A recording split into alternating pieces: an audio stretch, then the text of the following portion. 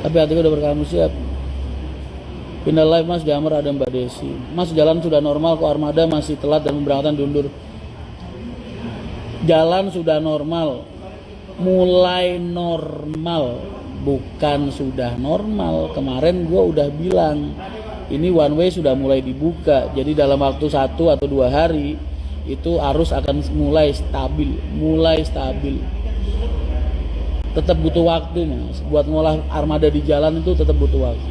Nggak bisa langsung stabil, lu buka hari ini terus langsung lancar semua, nggak bisa begitu. Tetap ada masa transisi, karena kan urusannya di jalan. Terbukti kan hari ini pemberangkatan tanggal 8 sama tanggal 9 selesai semua, udah nggak ada kemunduran hari. Tapi memang masih berkendala, telat aja, biasanya telat 3 jam, 4 jam, masih ada keterlambatan, tapi nggak sampai penundaan hari keberangkatan. Itu bukti kalau jalan sudah mulai normal. Kemarin tanggal 6 berangkat tanggal 7, tanggal 7 setak berangkat tanggal 8, tanggal 8 setak berangkat tanggal 9. Alhamdulillah nih tanggal 9 semua pemberangkatan tanggal 8 yang kemarin belum berangkat sama tanggal 9 hari ini berangkat semua sudah selesai. Jadi besok murni penumpang tanggal 10 aja berangkat. Begitu ya mas. Kang Enyon juga live mas, ngapain lu nontonin Enyon? Ngapain?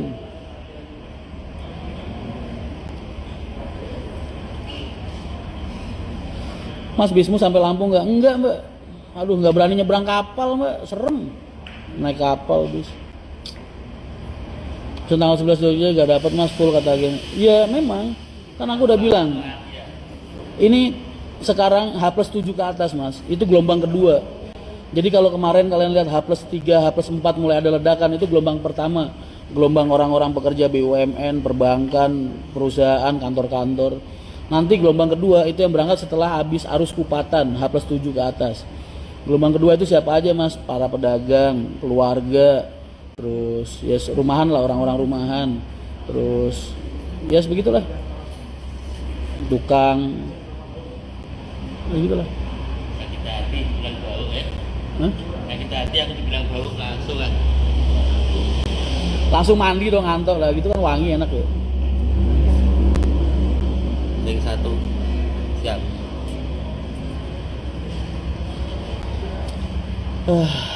Bojonegoro Merak ada bisnya, ongkosnya kalau hari ini berapa ya?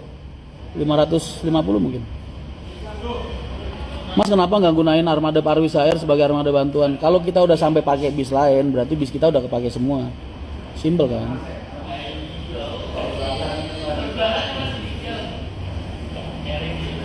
Terima kasih atas pelayanannya, walau semalam naik dari Salatiga jam 11. Semoga Mas Rian sehat selalu, minta barokahnya. Amin mas, amin. Tahun kemarin Mbak Uti dioper mas, katanya bisa beda jalur, gimana tuh? Nah yang kayak gitu itu kadang bisa kesalahan operasional juga bisa, miskomunikasi operasional juga bisa. Baru kejadian sekali atau sering? Jogja Jakarta berapa mas harga tiketnya sekarang? 500. Pak Geng, Yogyo piro? Yogyo dino iki piro? 500 juga? Sama 500. Mudik tahun 90 rasanya Cirebon panjang banget. Nggak separah ini sih mas. Gue ya 19 tahun ngurusin arus mudik dari tahun 2003 sampai sekarang gue mimpin arus mudik. Paling parah cuma 3 kali. 2014 jembatan Comal putus, 2016 Brexit, 2022 ledakan arus mudik masif.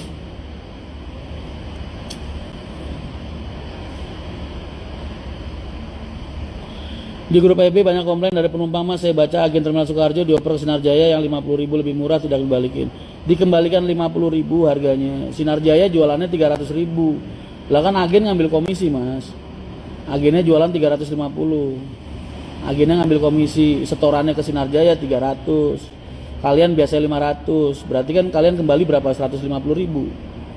Jadi jangan dilihat Sinar Jayanya jualan harga berapa, Sinar Jayanya nerimanya 300 ribuan, tapi kan komisi agennya belum dihitung, prasmanannya kan belum dihitung.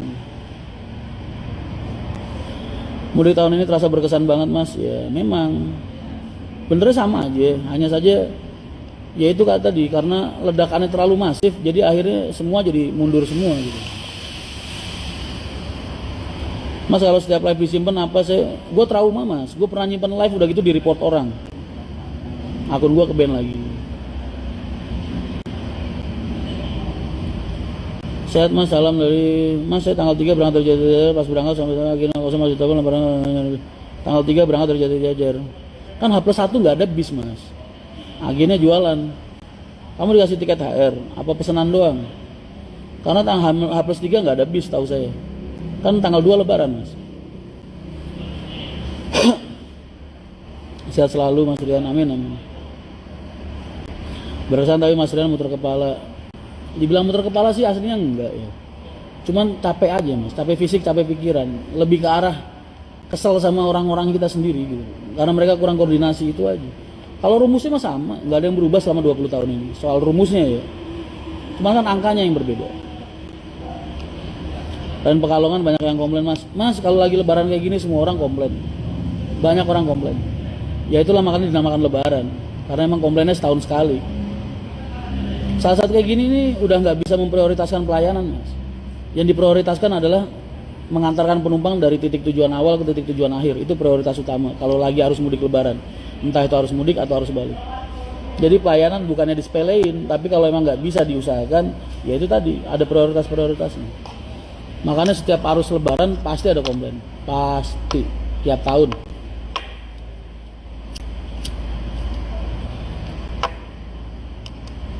Tapi mas anehnya ya banyak perantau gak mudik tapi macet.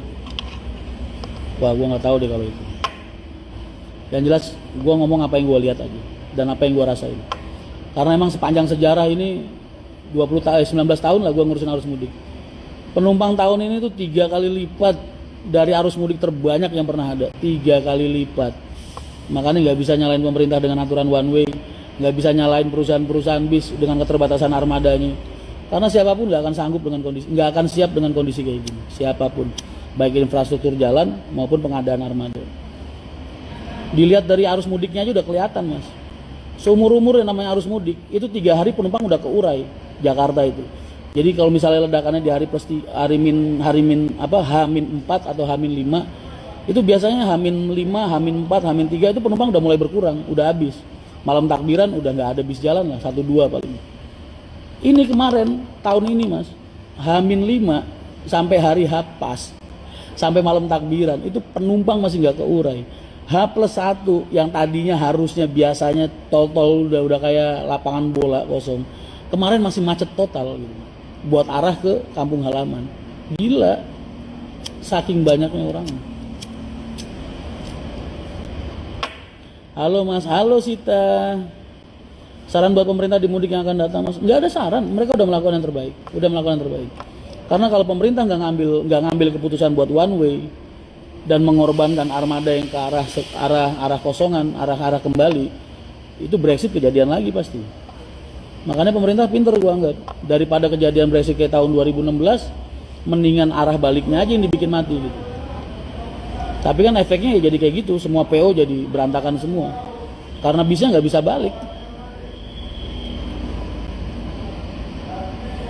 Mas Rian nyaman kerja di PO Rantau sampai bisa bertahan 20 tahun, gak ada rencana buka PO sendiri? Gak ada mas, saya spesialis calo mas, spesialis karyawan, bukan spesialis pengusaha saya. Sampai kapanpun saya tetap jadi karyawannya Pak Haji. Jasa Marga klaim tahun ini pecah rekor, ya emang. Kan tadi gue udah bilang, 3 kali lipat lebih banyak dari tahun-tahun yang pernah ada.